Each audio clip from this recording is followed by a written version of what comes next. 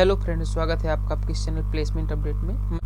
मैं अंकित आज फिर से लाया हूँ आपके लिए विप्रो फेज 2 हायरिंग के इंटरव्यू का एक्सपीरियंस। तो चलिए स्टार्ट करते हैं। आगे बढ़ने से पहले अपने चैनल के बारे में बता देता हूँ आपको। प्लेसमेंट अपडेट नाम से यूट्यूब चैनल है हमारा। यहाँ पे मोस्ट ऑफ द MNCs के इंटरव्यू एक्सपीरियंस आपको मिल जाएंगे, जैसे Infosys, Deloitte, Mindtree, DXC technology, Coditas, Zensar, et cetera et cetera. तो इस चैनल को आप सब्सक्राइब करके रखना। प्लेसमेंट से जुड़ी सारे अपडेट्स हम यहाँ पे लाते रहते हैं। अब चलिए वीडियो स्टार्ट करते हैं। जो आज हम इंटरव्यू एक्सपीरियंस आपके साथ शेयर करने वाले हैं, ये 7 मार्च को हुआ था। कैंडिडेट का नाम सूरज है, ये CSE डिपार्टमेंट से है। तो इनसे क्या क्या क्वेश्चन पूछे गए थे, चलिए डिस्कस कर लेते हैं। पहला क्वेश्चन इनसे पूछा गया, इंट्रोड्यूस योरसेल्फ।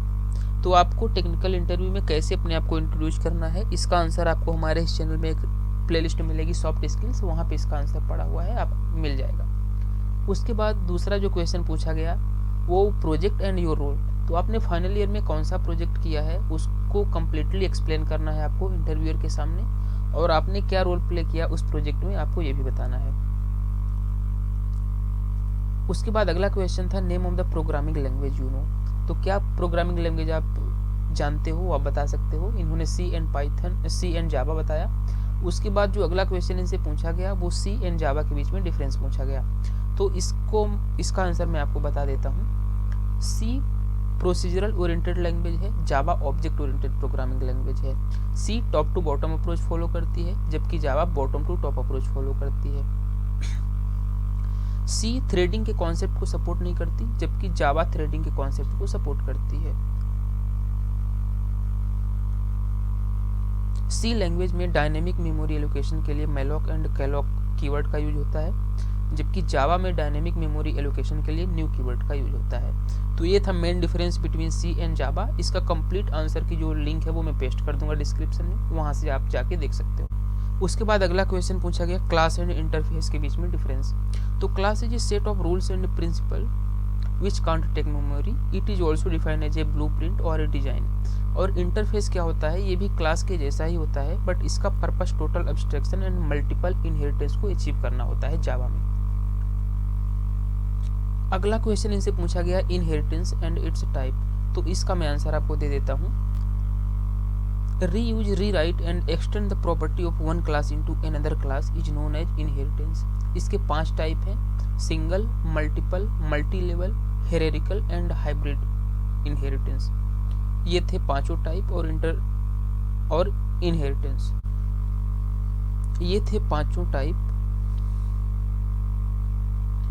उसके बाद अगला क्वेश्चन पूछा गया, what type of inheritance supported by Java. तो इसका आंसर होगा single, multi level and hierarchical. Difference between calloc and malloc. तो इसके आंसर की लिंक मैं डिस्क्रिप्शन में पेस्ट कर दूंगा, वहां से आप जाके देख सकते हैं। उसके बाद गार्बेज कलेक्शन।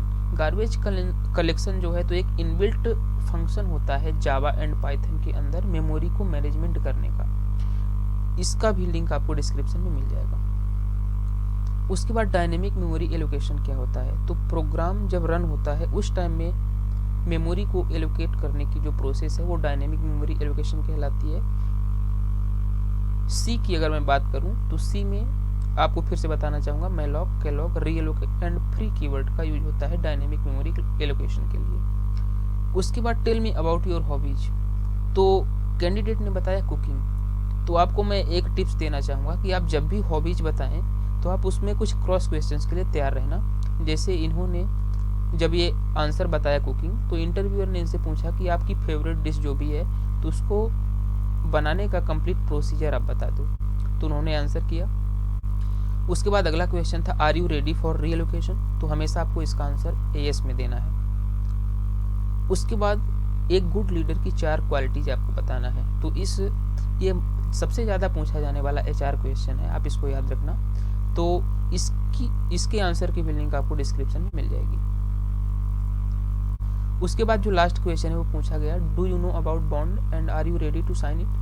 तो आपको इसका भी आंसर यस में देना है और हमेशा आपको एग्री बताना है बॉन्ड साइन करने के लिए। तो ये था complete interview experience of Wipro phase 2 hiring का। अगर आपको वीडियो पसंद आई है तो लाइक करके चैनल को सब्सक्राइब करना ना भूलें। इस चैनल पे आपको मैं फिर से बताना चाहूँगा कि डिफरेंट MNCs के हम इंटरव्यू एक्सपीरियंस एंड प्लेसमेंट से जुड़ी सारी अपडेट आपके लिए लाते रहते हैं। धन्यवाद।